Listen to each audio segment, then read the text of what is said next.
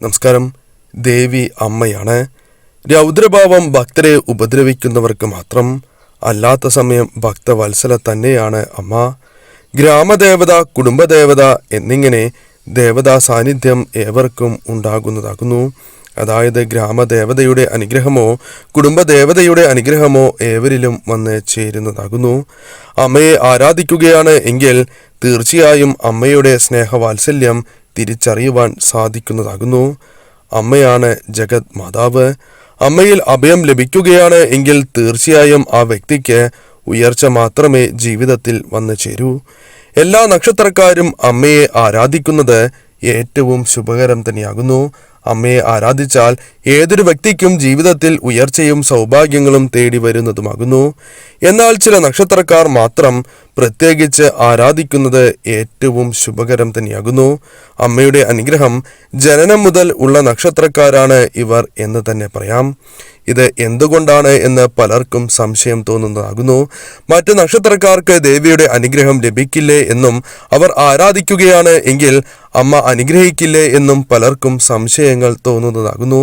എന്നാൽ ആര് പ്രാർത്ഥിച്ചാലും അമ്മ അനുഗ്രഹിക്കുക തന്നെ ചെയ്യും.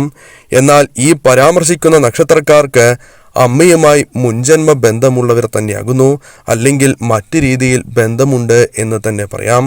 അതിനാലാണ് ഈ നക്ഷത്രക്കാരെ കുറിച്ച് എടുത്തു പറയുന്നത്. അതിനർത്ഥം മറ്റ് നക്ഷത്രക്കാർക്ക് ഇത്തരത്തിലുള്ള അനുഭവങ്ങൾ ഉണ്ടാവില്ല എന്നല്ല. അമ്മയുടെ അനുഗ്രഹം ജനനം മുതൽ ഉള്ള നക്ഷത്രക്കാർ ആരെല്ലാമാണ് എന്ന് മനസ്സിലാക്കാം. ആദ്യത്തെ നക്ഷത്രം എന്ന് പറയുന്നത് ഭരണി നക്ഷത്രമാകുന്നു.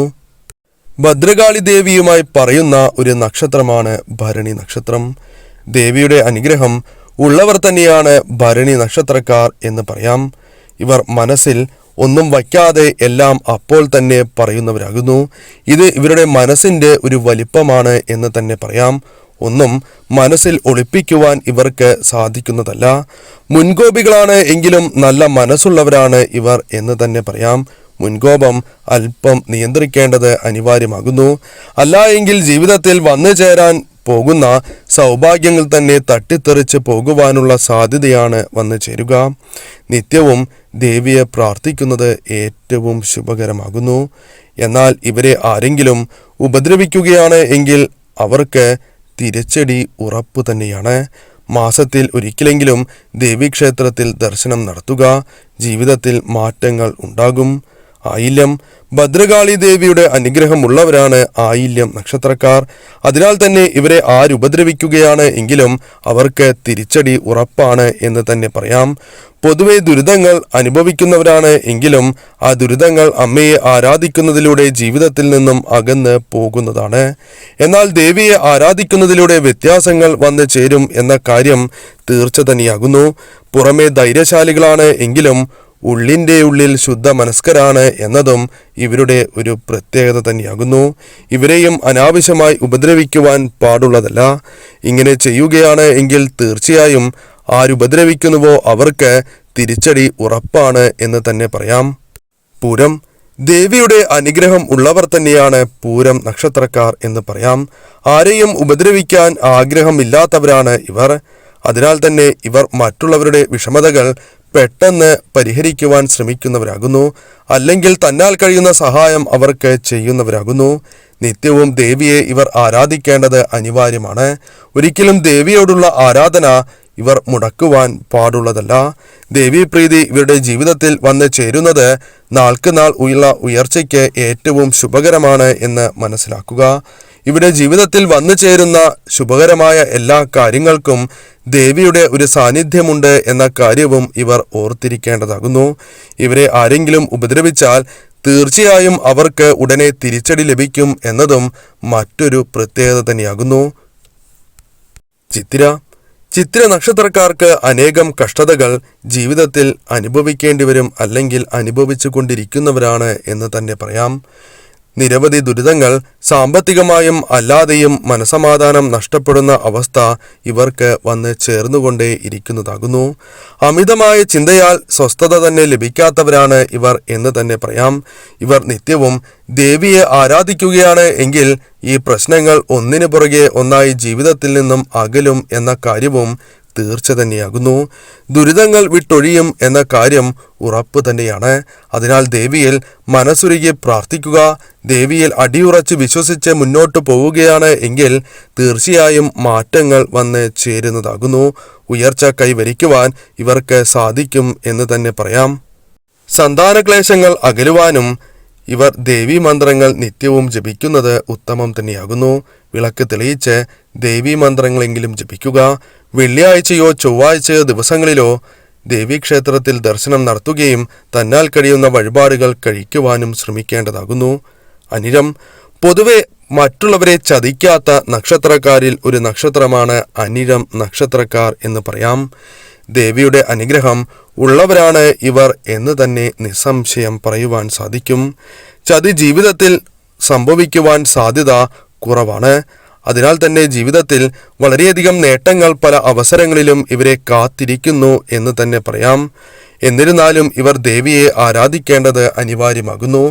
ദേവിയെ ആരാധിക്കുന്നതിലൂടെ തടസ്സങ്ങൾ കൂടാതെ സൗഭാഗ്യങ്ങൾ ഒന്നിനു പുറകെ ഒന്നായി ഇവരുടെ ജീവിതത്തിൽ വന്ന് ചേരുക തന്നെ ചെയ്യുന്നതാകുന്നു.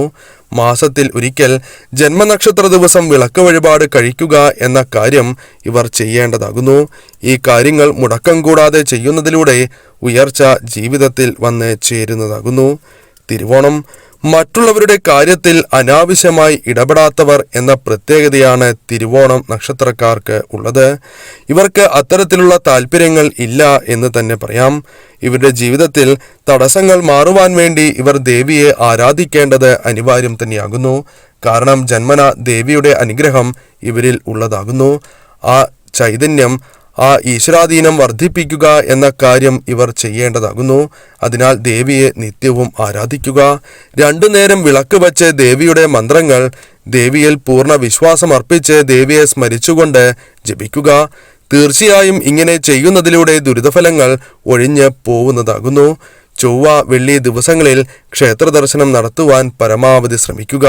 സാധിക്കുന്നില്ല എങ്കിൽ ജന്മനക്ഷത്ര ദിവസം ദേവീക്ഷേത്രത്തിൽ ദർശനം നടത്തുകയും തന്നാൽ കഴിയുന്ന വഴിപാടുകൾ ചെയ്യുകയും ചെയ്യുന്നത് ഉത്തമമാകുന്നു. രേവതി സ്വന്തം കഴിവിൽ വിശ്വസിക്കുന്നവരാണ് രേവതി നക്ഷത്രക്കാർ.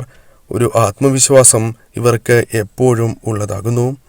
ജീവിതത്തിൽ ഉയരങ്ങളിൽ എത്തുന്നവർ എന്ന പ്രത്യേകതയാണ് രേവതി നക്ഷത്രക്കാർക്ക് ഉണ്ടാവുക. ജീവിതത്തിൽ ദുരിതങ്ങൾ ചിലപ്പോൾ അനുഭവിക്കുന്നുണ്ടാകും. അതിൻ്റെ അർത്ഥം ഇനി ജീവിതത്തിൽ ഉയർച്ച ഉണ്ടാവില്ല എന്നല്ല. ജീവിതത്തിൽ ഉയർച്ച ഉണ്ടാവുക തന്നെ ചെയ്യും. കാരണം ദേവിയുടെ അനുഗ്രഹം ഉള്ളവർ തന്നെയാണ് ഇവർ. അതിനാൽ ഇവർ ദേവിയെ ആരാധിക്കുന്നതിലൂടെ ജീവിതത്തിൽ സന്തോഷം, അംഗീകാരം, സമ്പൽ സമൃദ്ധി എന്നിവ തടസ്സങ്ങൾ കൂടാതെ വന്ന് ചേരുക തന്നെ ചെയ്യും. അതിനാൽ നിത്യവും ദേവിയെ ഇവർ ആരാധിക്കുക. എത്ര ബുദ്ധിമുട്ടിലും കഷ്ടതയിലാണ് എങ്കിലും ദേവിയെ ആരാധിക്കുക.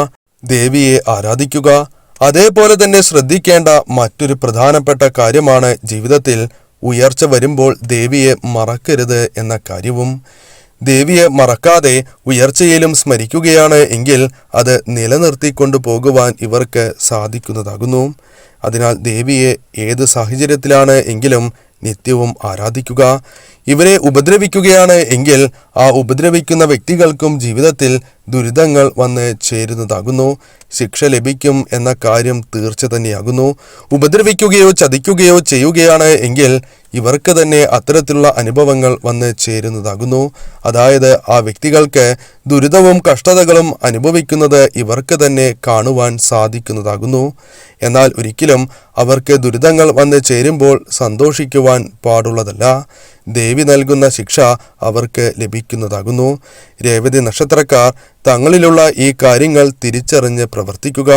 ഉയർച്ച മാത്രമേ ഇവർക്കുണ്ടാവൂ.